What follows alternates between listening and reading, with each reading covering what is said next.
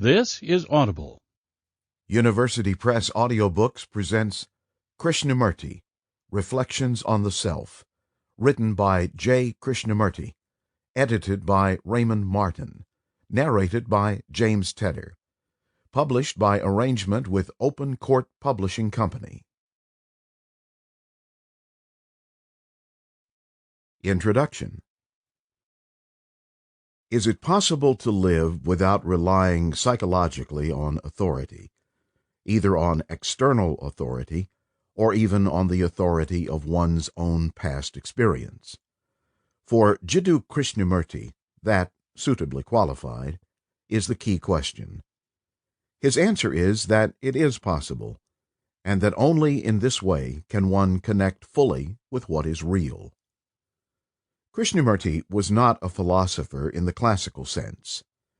He wasn't interested in presenting theories or in arguing for his views. Still, what he was up to is continuous with philosophy. Like Socrates, who through his example and questioning encourages his audiences to examine critically the assumptions on which their beliefs depend, Krishnamurti, through his example and questioning, encourages his audiences to examine critically the assumptions on which their very experience of themselves and the world depends. In other words, whereas Socrates encourages what today we would call critical thinking, or simply philosophy, Krishnamurti encourages what we might call critical looking, and what he sometimes called choiceless awareness. What Socrates asked the Athenians to do is by now commonplace, at least to philosophers and to students of philosophy. We have learned the lesson he was trying to teach. But to his original audience, the Athenians, what he was asking them to do often must have seemed strange and even pointless. What good could possibly come, many of them must have wondered, from giving the axe to conventional wisdom? Why, they must have asked, should we start freshly when we have accumulated so much? But the distorting weight of what you have accumulated, Socrates tried to point out, is precisely the problem. At the time Socrates proposed critical thinking, there was not much reason for the Athenians to suppose it would bear fruit. But it did. Science is part of that fruit. So is the modern disposition to question the authority of received views. Have we learned all we need to know about questioning authority? Have we gone far enough? Or is our questioning still seriously limited? Contemporary philosophers and students of philosophy tend to think that we have carried the questioning process about as far as it can go. Many even think we have taken it too far. But up to this point, we have questioned mainly only explicit beliefs. In addition to these beliefs, might we not still take a great deal that is questionable for granted? And if we do, couldn't this also be an obstacle we need to overcome? Krishnamurti thought that in our doubting, we have not gone far enough. He thought that our questioning is seriously limited, and that this is a major obstacle we need to overcome. Could he be right? Krishnamurti was not the first to propose critical looking. Others, such as the Buddha, had already proposed it. But Krishnamurti's approach was different, and perhaps better suited to skeptically minded philosophers and students of philosophy. For one thing, Krishnamurti was anti-authority to a degree that few thinkers have ever been. He had no use for creeds or theories. He discouraged people from examining themselves in an institutional setting, or as part of a spiritual discipline. He taught that in examining oneself, one should not rely even on what one has learned in previous examinations. The freedom we need to see what is true, he said, is freedom from the known. and because he spoke to us in a contemporary idiom, it may be easier for us to understand what he said. Krishnamurti had little use for academic philosophy. Occasionally he dismissed it as a waste of time, or worse, as a generator of theories that become obstacles in an individual's attempt to understand him or herself. Yet, as the writings in this volume will reveal to those who accept his invitation to examine their experience and behavior, much of what Krishnamurti said is deeply relevant to philosophy. Its relevance is not that he had theories to propose or critiques of extant theories. Krishnamurti's focus is on insights. His talent as a teacher is that he facilitates them. As it happens, many of the insights he helps his readers to have are centrally relevant to contemporary philosophy, particularly to theories about human subjectivity and values. And if indeed he does facilitate insights about the human condition, how could it be otherwise? Rather than a theorist, Krishnamurti was a seer and a teacher. Among the things he thought he saw are certain inherently distorting psychological structures that bring about a division in almost everyone's consciousness between the observer and the observed. This division, he believed, is a potent source of conflict, both internally for the individual and through the individual externalized for society as a whole. Krishnamurti also proposed a way to remove these damaging structures, or, more accurately, to facilitate their removal. That is what the writings in this volume are about, a radical transformation in human consciousness. Krishnamurti talked a great deal more than he wrote. His talks, from which almost all of the following selections are taken, were not lectures, but rather attempts to engage his audience in a dialogue in which he and they are wholly focused on the same aspect of experience or behavior. His talks were, in effect, guided meditations. That is, they were attempts by Krishnamurti to go through an experiential process with his audiences, with you, the result of which is that something about your understanding of your own experience and its effect on your behavior is clarified.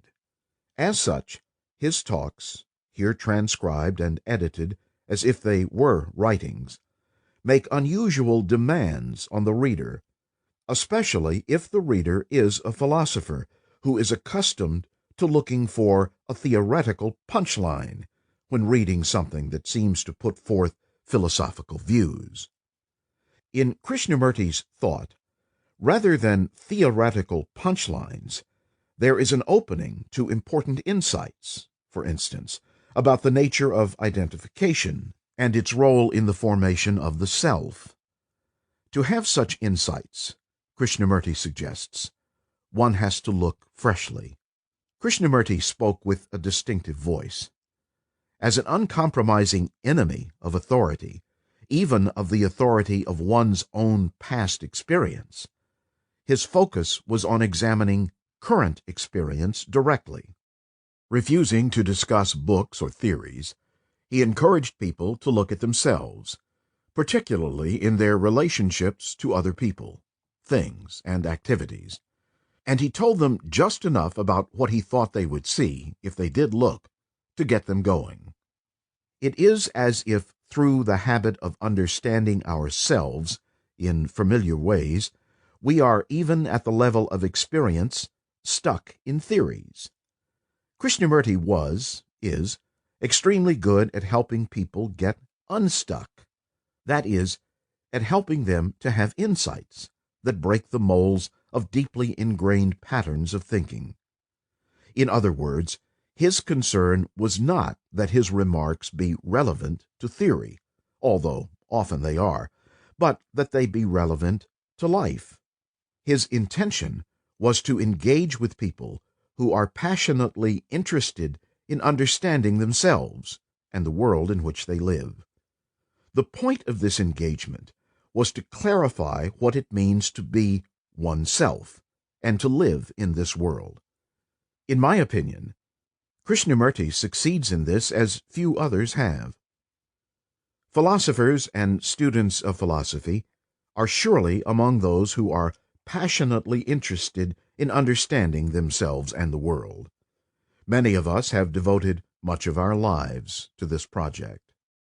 We may be surprised, then, to discover how little time and energy we have spent in the sort of inquiry Krishnamurti tried to facilitate.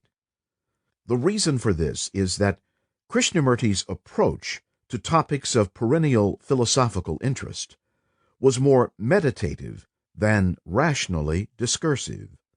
So the question for philosophers and students of philosophy, in considering how seriously they should take this book, is whether they're willing to try an approach that's philosophical in a broad sense, but so different from what they're accustomed to doing when they think about or read philosophy that it may be difficult at first for them even to see its relevance.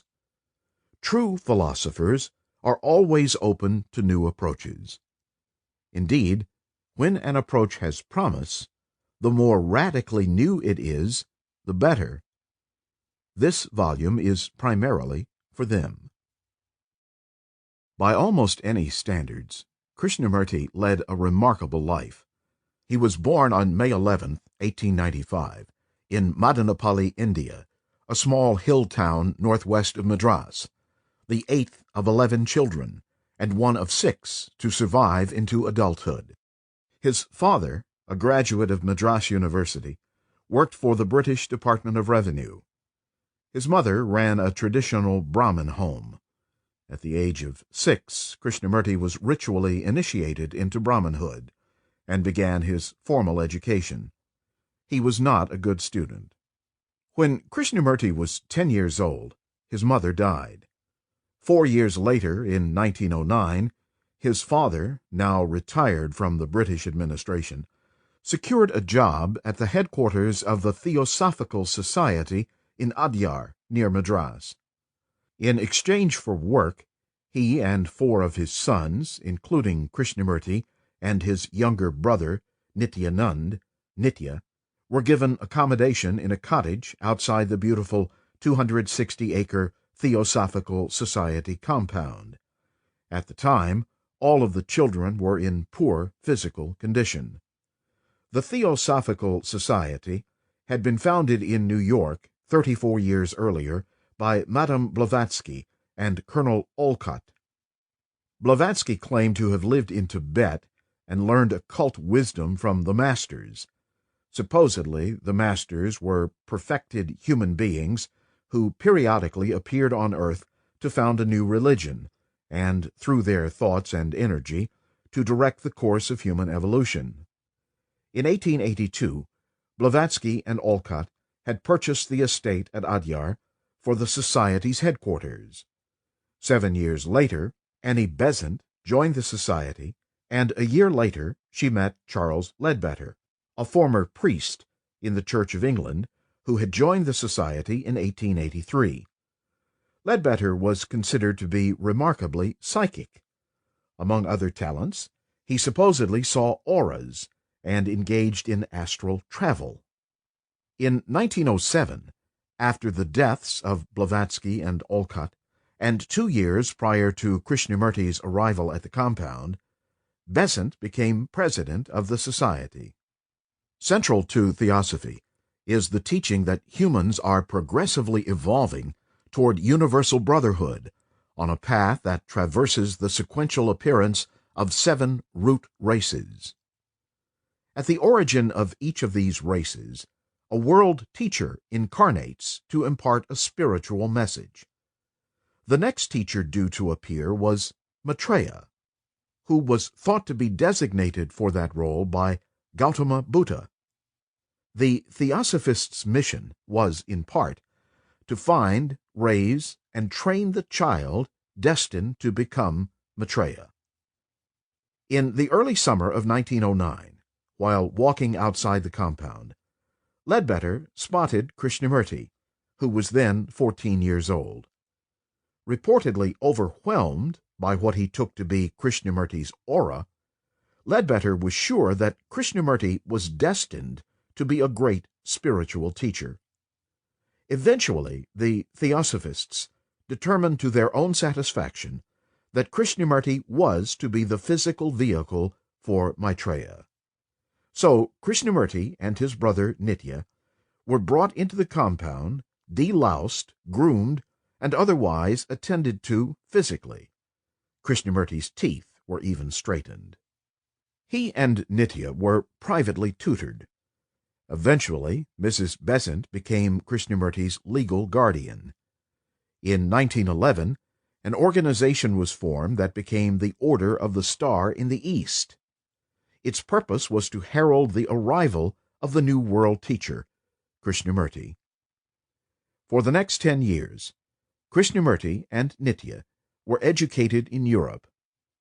While in England, Krishnamurti became close to Lady Emily Lutyens, whom he regarded as his foster mother, and through whom he was introduced to the life of English aristocracy.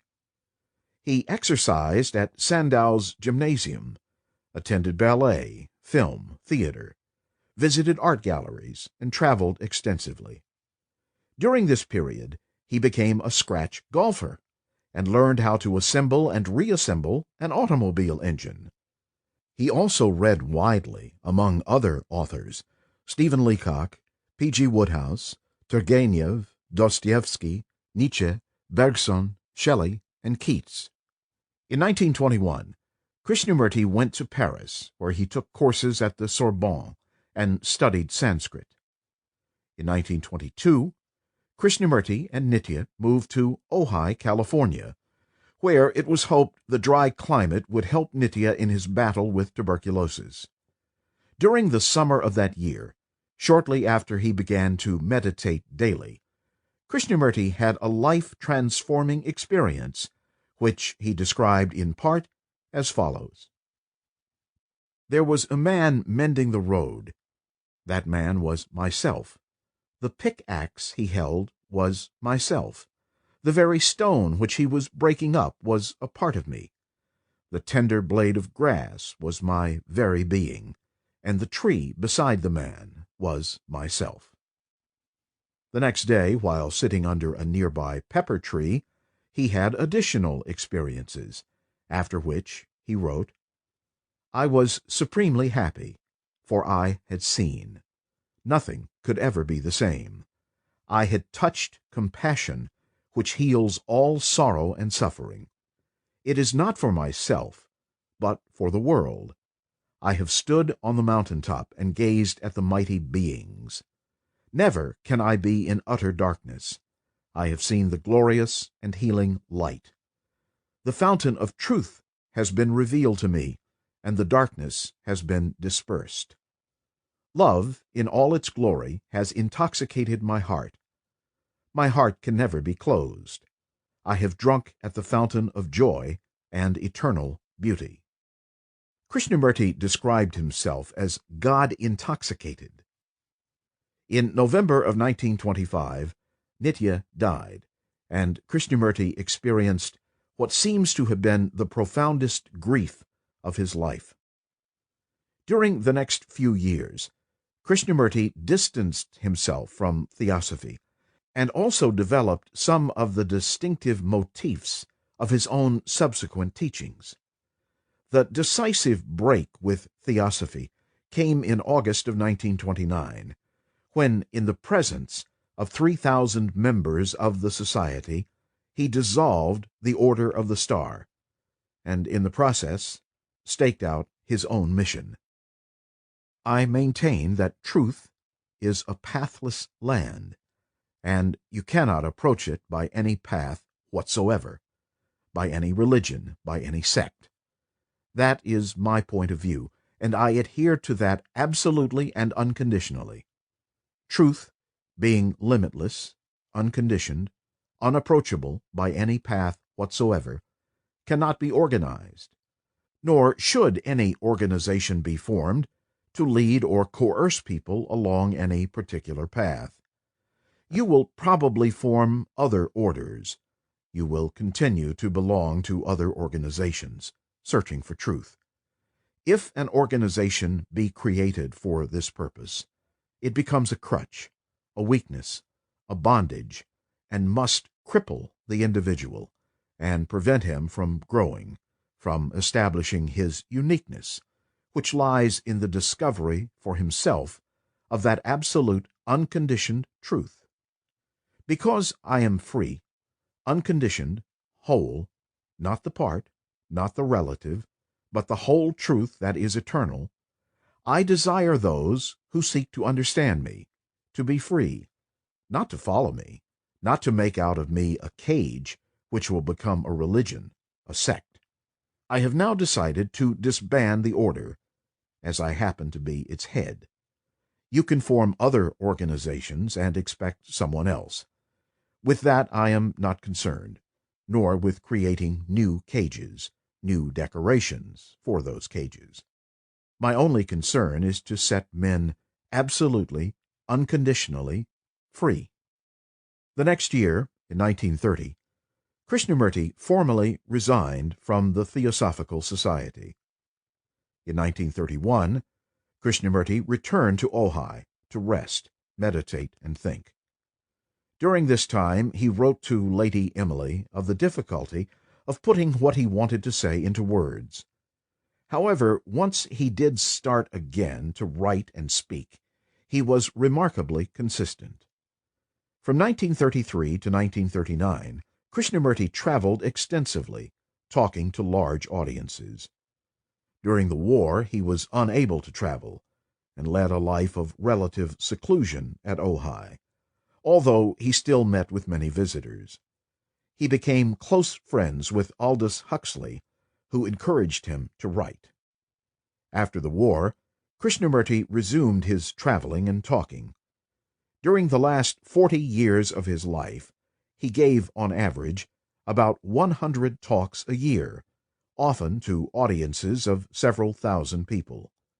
He also engaged in personal and small group discussions with those who came to see him. On one light-hearted occasion during this period, he went on a picnic in California with Bertrand Russell, Charlie Chaplin, Greta Garbo, Aldous Huxley, and Christopher Isherwood. A local sheriff evicted them from their chosen picnic site, not believing them to be who they said they were. In 1953, Krishnamurti wrote Education and the Significance of Life, followed in 1954 by The First and Last Freedom, which included a foreword by Huxley.